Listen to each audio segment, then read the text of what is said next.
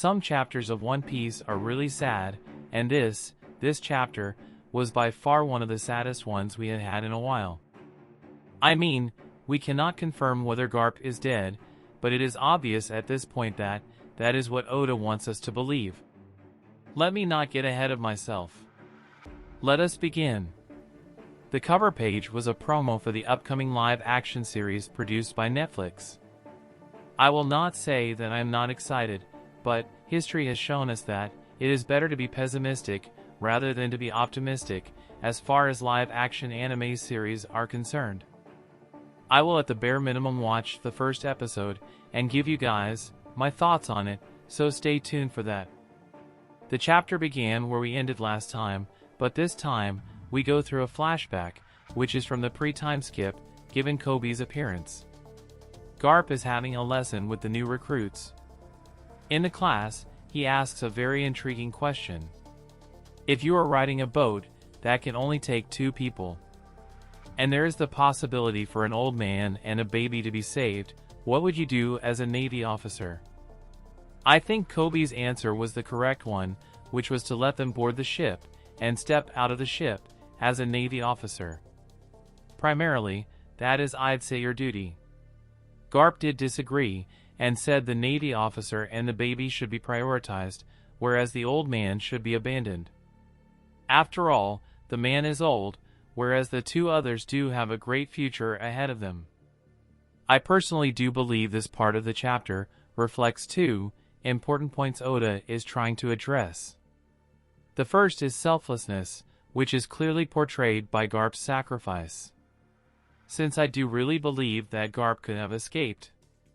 However, many lives would have been lost.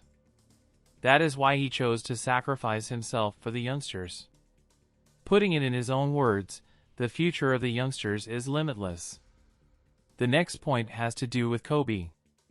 His response clearly outlines the ideal mindset a good Navy officer should have. Garp was of course reprimanded for his lesson, as all lives are deemed to be equal, but as we can clearly tell, Coby's reply clearly highlighted his actions during the raid of Amazon Lily by the Blackbeard pirates, where he offered himself in the place of 880 soldiers and a battleship.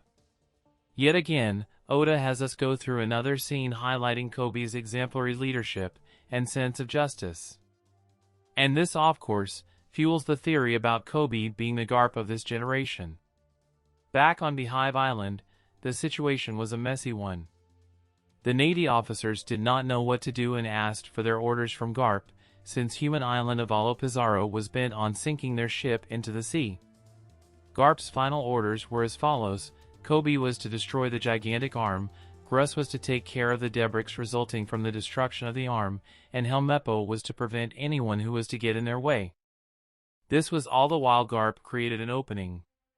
Kuzan, whom I do suspect to have held back a lot, did question Garp's actions and where he was headed to, given his current injuries. In a moment, he got speed blizzed and knocked to the ground by Garp, who headed for the skull and landed a huge galaxy divide on it. Pizarro was seen screaming in pain. We can already see the obvious weakness of his devil fruit. Sure, the range is awesome, but the drawbacks are huge as well. This therefore means the user must be a tank and prepared to take hits. His devil fruit's weakness is kind of similar to that of Blackbeard. Despite the damage taken, Pizarro was rather pissed and continued his attack. We then got another flashback of Garp questioning Helmeppo about Coby's arms, since his arms are always covered in bandages. Helmeppo revealed that Coby was doing extra training, since in his own words he is just ordinary and not gifted in the field of martial arts. I was a little taken aback by these statements, given we all know how hard Garp works.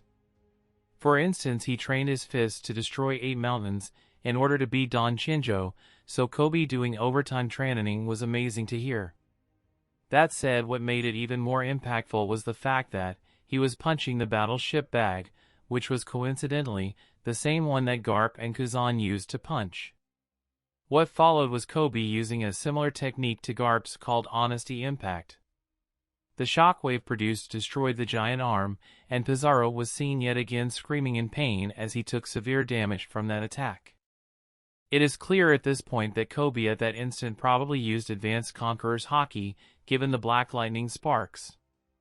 A feat that pirates such as Trafalgar Law or Eustace Captain Kidd could only dream of. Gross stopped the resulting debris, and Helmeppo saved Coby. Everyone was able to board the ship but for Garp, whom in the final panel was seen impaled by ice, and was slowly being frozen by Kazan, whose face we did not see.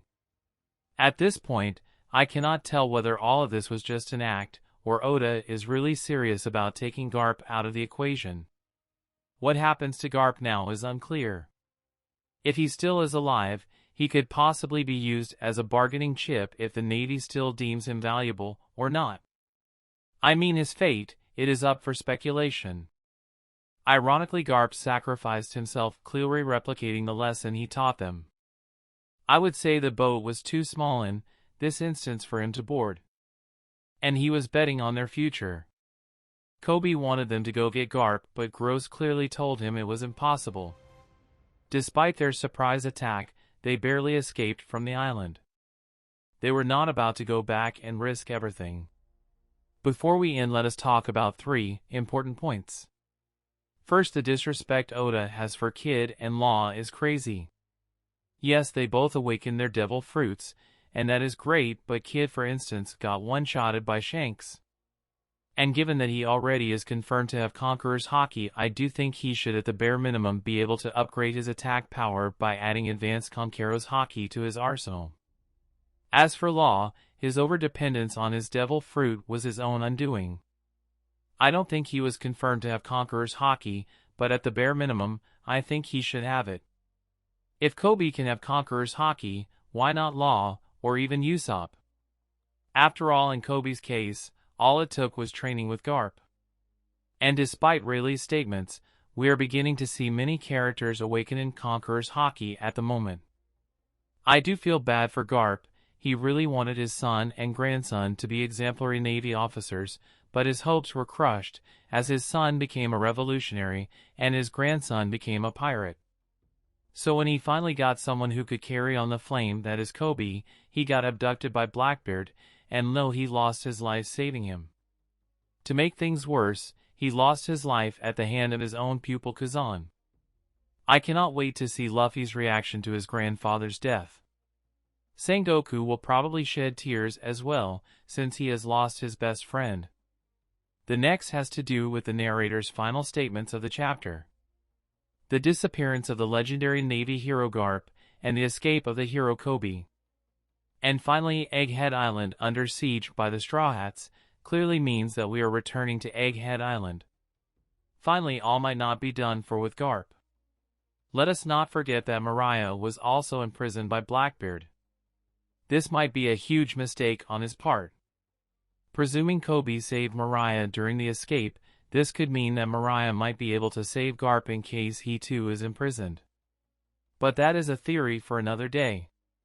Oda has clearly propelled the Blackbeard pirates to another level with this incident, since they have a habit of ending the careers of legends. Characters such as Whitebeard, Wang Ji, and now Garp have all fallen to their hands. The final clash between Blackbeard and Luffy will be legendary, since Luffy will now have yet another reason to take down Blackbeard, since he has taken not only his brother, but now, also his grandfather from him as well. Let me know your thoughts on the chapter in the comments section. I will catch you guys later.